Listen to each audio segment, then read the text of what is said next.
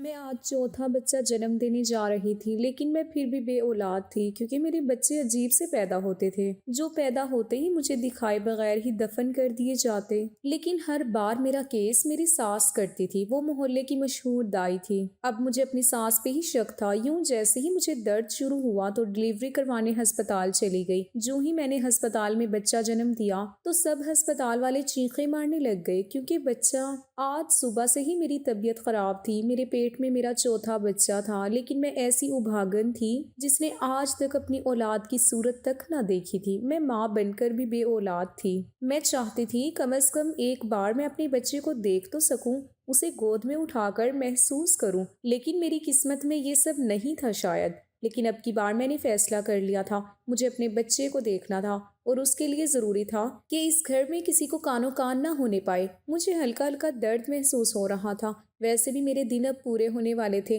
مگر آج تو لگ رہا تھا کہ وقت بہت قریب ہے۔ لیکن میں یہ بات گھر والوں پر بالکل بھی ظاہر ہونے نہیں دینا چاہتی تھی، خاص طور پر اپنی ساس سے چھپانا چاہتی تھی۔ میں نے معمول کے سارے کام کرنے شروع کر دیے تاکہ میری ساس کو شک نہ ہونے پائے، لیکن وہ بہت چالاک تھی۔ اگر اسے ذرا سی بھی منت پڑ گئی تو میرا یہ بچہ بھی میں نہیں دیکھ پاؤں گی۔ یہی سوچ مجھے ہمت ہارنے نہیں دے رہی تھی۔ میری ساس اس محلے کی جانی مانی دائی تھی اور پورے محلے کی عورتیں اسی سے علاج بھی کرواتی تھیں اور بچہ بھی اسی کے ہاتھوں پیدا کرواتی تھی۔ کئی لڑکیوں کو ان کی دواؤں سے اولاد ہوئی تھی، لیکن ایک میں ہی بدقسمت تھی جو ماں بن کر بھی محروم رہتی تھی۔ ہر بار میرا کیس میری ساس ہی کرواتی تھی اور جیسے ہی بچہ پیدا ہوتا اسے چھپا دیتی تھی۔ اس کا کہنا تھا کہ میرے بچے معذور پیدا ہیں۔ جب میں اپنے بچے کو دیکھنے کے لیے مچلتی تب میری ساس مجھے بڑے پیار سے سمجھاتی، دیکھ کرن، تو نہیں دیکھ پائے گی میری بچی، تو ماں ہے نا، تجھے بہت تکلیف ہوگی، اسی لیے میں تجھ سے چھپاتی ہوں۔ لیکن اماں، آخر مجھے بھی تو حق ہے دیکھنے کا۔ میں سسکتی رہی، مگر میری ساس سختی سے منع کر دیتی۔ تیرے بچے چند سانسیں لے کر ہی اس دنیا سے چلے جاتے ہیں، زندہ ہوتے تو تجھے دکھاتی نا، جب وہ جی ہی نہیں پاتے تو کیوں تجھے دکھا کر تکلیف دوں؟ دیکھنا ایک دن تجھے بالکل صحت مند بچہ ہوگا، مجھے یقین ہے۔ وہ مجھے دلاسے دیتی، چمکارتی اور میں اپنی طرف کو اندر ہی اندر دبا لیتی۔ اسی طرح روز روز شب گزرتے رہے اور ہر بار مجھے وہی جواب سننے کو ملتا۔ لیکن اب مجھے اپنی ساس پہ شک رہنے لگا تھا۔ آخر وہ مجھے دیکھنے تو دے سکتی تھی۔ میرا شوہر دوسرے شہر میں محنت مزدوری کے لیے جاتا تھا اور اتفاق سے وہ میرے کسی بھی بچے کی ولادت پہ گھر پر نہیں ہوتا تھا۔ وہ بھی میری طرح اپنے بچے کو دیکھنے کے لیے تڑپتا رہتا، لیکن اب کی بار میں ایسا نہیں ہونے دوں گی۔ درد اب کافی بڑھنے لگا تھا۔ میری ساس مجھے کچھ عجیب نظروں سے دیکھ رہی تھی کیونکہ تکلیف کے مارے میرے ماتھے پر پسینے آ جا رہے تھے۔ کیا ہوا کرن، تجھے درد ہے کیا؟ وہ کھانا کھاتے ہوئے پوچھنے لگی۔ میرا دل زور زور سے دھڑکنے لگا۔ نہیں تو اماں، ابھی تو کافی دن رہتے ہیں۔ میں نے جلدی سے بات بدل دی اور دودھ کا گلاس اماں کے سامنے رکھا۔ وہ مجھے مسکرا کر دیکھنے لگی۔ اگر تکلیف ہے تو مجھے رات کو جگا دینا، میری طبیعت کا خیال نہ کرنا۔ وہ دودھ پینے لگی۔ کچھ دنوں سے ان کی طبیعت کچھ خراب رہنے لگی تھی۔ ہاں اماں، تجھے نہیں بتاؤں گی تو اور کسے کہوں گی؟ میں نے یہ کہا اور اپنے کمرے کی طرف جانے لگی۔ اب درد بڑھتا جا رہا تھا۔ ساس کو میں نے نیند کی 5 گولیاں دودھ میں ملا کر دی تھی اور مجھے یقین تھا کہ وہ جلد ہی گہری نیند سو جائے گی کیونکہ وہ نیند کی گولی کبھی نہیں کھاتی تھی، اس لیے اس پہ جلدی اثر ہونے والا تھا، اور ہوا بھی ایسا ہی۔ اس نے مجھے آواز دی، کرن میں سونے لگی ہوں، بہت نیند آ رہی ہے، اے بچے دروازے اچھے سے بند کر لینا۔ جی اماں، میں کر دوں گی۔ میں نے جلدی سے ایک پرانا سا بچہ بیگ صندوق سے نکالا جو پہلے بچے کے وقت زہیب کراچی سے لایا تھا، اور آج تک اس میں وہ کپڑے بھی پڑے ہوئے تھے جو زہیب بڑے چاہوں سے لائے تھے، مگر آج تک کسی بچے کو نصیب نہ ہو سکے۔ ان کو تو بس کفن نصیب ہوا تھا۔ میں نہیں جانتی تھی کہ کیا ہونے والا ہے، مگر میں ایک بار اپنے بچے کو اپنی آنکھوں سے دیکھنا چاہتی تھی۔ اگر یہ بچہ بھی ویسا ہی نکلتا تو اب مجھ میں اتنی سکت نہیں تھی کہ میں ہر دفعہ 9 ماہ تک تکلیف جھیل لوں۔ میں سامان اٹھا کر نکلی۔ رات کے 11 بجنے والے تھے۔ اماں سو چکی تھیں۔ دروازے کو باہر سے تالا لگا کر میں آہستگی سے چلتی ہوئی گلی کے نکڑ تک پہنچی تاکہ رکشا کر لوں۔ میں نے برقع پہنا ہوا تھا، کوئی مجھے پہچان نہیں سکتا تھا۔ جلد ہی مجھے رکشا مل گیا۔ میں نے ہسپتال چلنے کا کہا۔ تکلیف اور گھبراہٹ سے مجھے چکر آ رہے تھے۔ قریبی سرکاری ہسپتال میں مفت میں بچے کی ولادت کرواتے تھے اور دوائیں بھی مفت دیتے تھے، لیکن پھر بھی میں کچھ پیسے جو میرے پاس تھے وہ لائی تھی۔ ہسپتال پہنچتے ہی نرس نے جب مجھے دیکھا تو جلدی سے ڈاکٹر کو فون کیا۔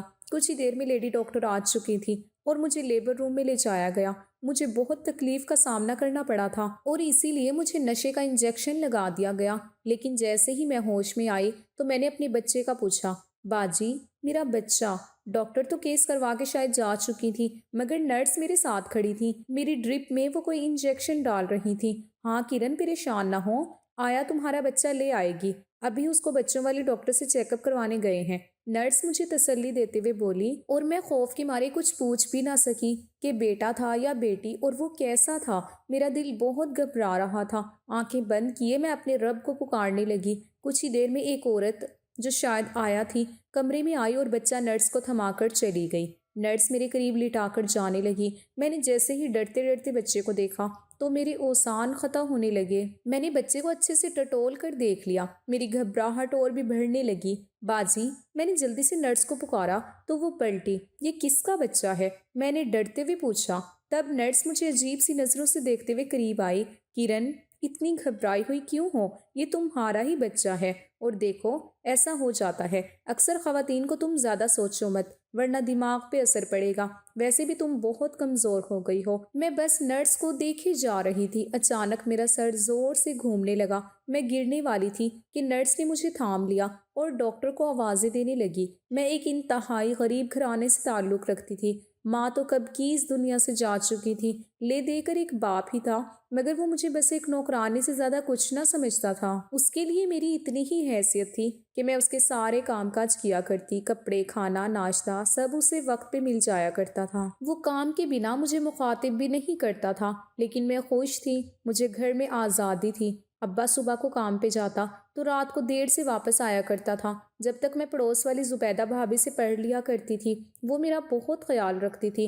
اس کی کوئی اولاد نہ تھی، اسی لیے وہ محلے کے بچوں کو پڑھا دیا کرتی اور انہیں اپنی اولاد سمجھتی۔ صرف میں ہی تھی جو 15 سال کی عمر میں اسے قاعدہ پڑھتی تھی۔ ابا کو علم تک نہ ہو سکا کہ میں پڑھنے جاتی ہوں، ورنہ وہ شاید تالا لگا کے جاتا۔ 2 سال میں مجھے اردو پڑھنی آ گئی تھی اور اب میں کہانیوں کی کتابیں گھر لایا کرتی تھی، بھابھی سے لے کر۔ ایک دن زبیدہ بھابھی میرے گھر آئیں اور ابا سے بات کی، چاچا میرے رشتے کی خالہ ہے جو اپنے اکلوتے بیٹے کے لیے لڑکی دیکھ رہی ہے، میں نے انہیں کرن کے بارے میں بتایا ہے، اگر آپ مناسب سمجھیں تو میں ان کو بلا لوں۔ بھابھی ابا سے بات کرتے ہوئے بہت گھبرائی ہوئی سی تھی۔ لیکن بیٹی، میرے پاس جہیز وغیرہ دینے کے لیے کچھ نہیں ہے، اگر 3 کپڑوں میں لے جا سکتے ہیں تو میری طرف سے ہاں۔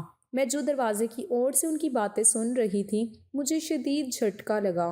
دکھ سے میری آنکھیں بھیگ گئی۔ اپنے باپ کے لیے میں ایک بوجھ سے کم نہ تھی، بس دیکھا نہ بھالا، اور بنا جہیز کے شرط وہ مجھے کسی کے بھی حوالے کرنے کو تیار تھے۔ ساری رات میں روتی رہی، کاش ابا ایک بار کہتا کہ پہلے میں لڑکا دیکھوں گا پھر ہاں کہوں گا، لیکن یہاں تو کسی کو میری ضرورت کہاں تھی۔ چند دن بعد ہی زہیب کی اماں آئیں اور بات پکی کر کے چلی گئیں۔ 1 ماہ کے بعد نکاح کی تاریخ رکھی گئی تھی۔ جہاں ابا نے جہیز دینے سے منع کیا تھا، وہیں لڑکے والوں نے بھی کوئی اہتمام نہ کیا تھا، بس یہی کافی تھا کہ لال جوڑا میں بری میں اور کانچ کی چوڑیاں لائی گئی تھی میری بری میں، اور یوں میں زہیب کی دلہن بن کر اس گھر میں آ گئی۔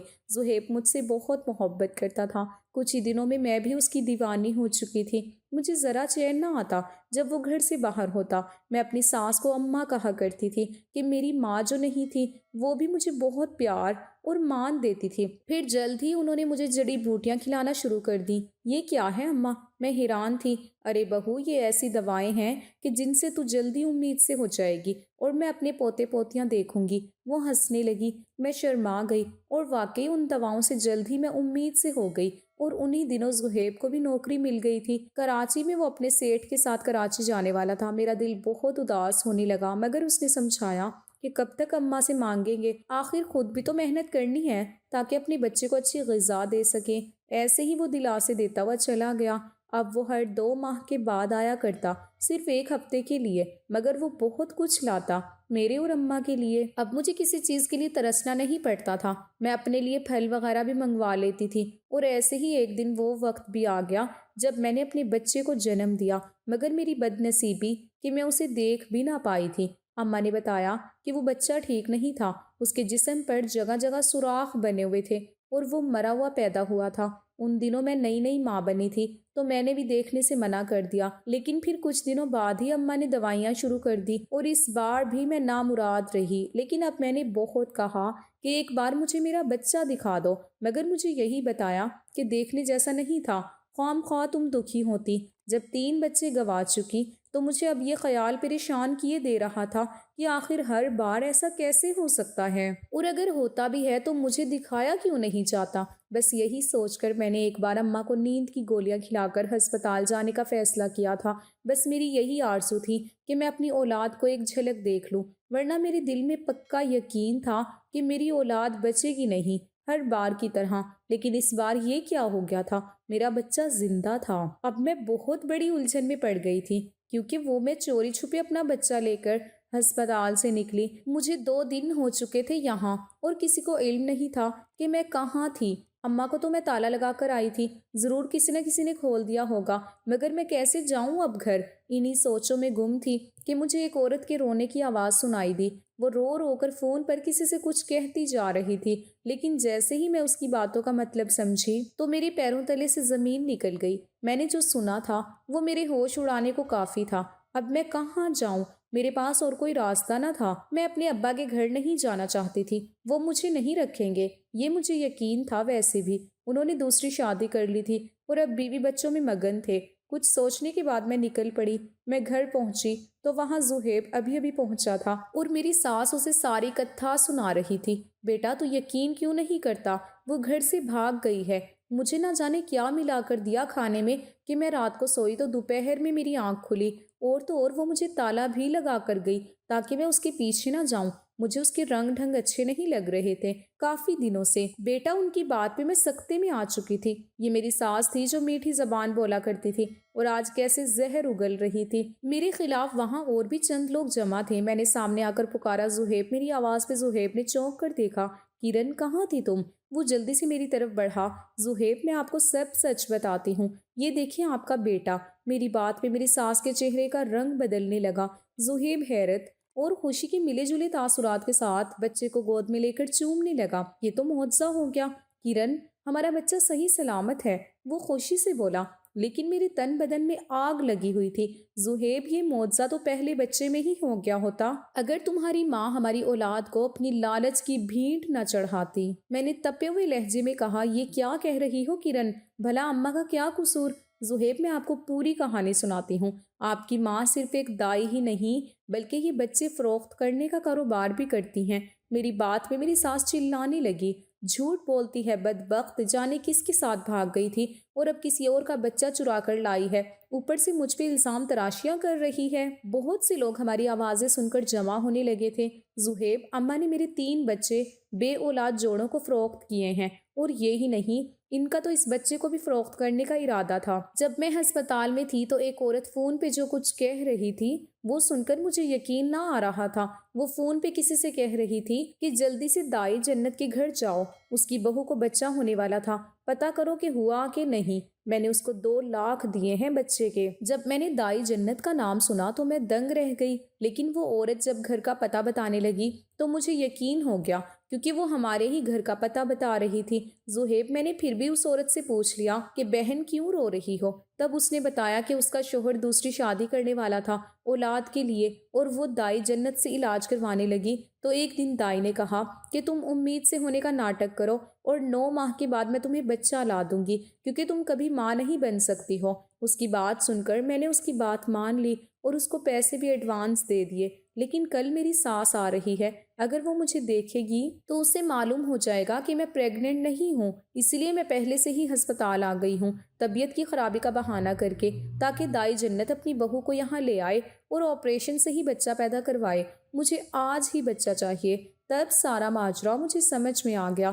یہ میرے بچوں کو فروخت کرتی تھی، تبھی جھوٹ بول کر میرا منہ بند کر دیتی تھی۔ پہلے تو میں نے سوچا کہ میں پولیس میں رپورٹ کرواؤں، لیکن پھر بھی مجھے حیا آ گئی، جو ہے کہ یہ آپ کی ماں ہے۔ میں بھی تو ماں ہوں، میرے 3 بچے مجھ سے جدا کیے اس نے، پوچھے اس سے، میں آپے سے باہر ہو چکی تھی۔ اب مجھے کچھ شرم لحاظ نہ آیا تھا کہ وہ میری ساس ہے۔ زہیب بت بنا اپنی ماں کو دیکھے جا رہا تھا جبکہ اماں شرم سے سر جھکائے ہوئے کھڑی تھی۔ بول اماں، کیا یہ سچ کہہ رہی ہے؟ تو نے میری اولاد کو بیچا ہے؟ اماں اچانک سے زمین پہ بیٹھ گئی۔ اس کے چہرے پہ ایک رنگ آ رہا تھا، ایک جا رہا تھا۔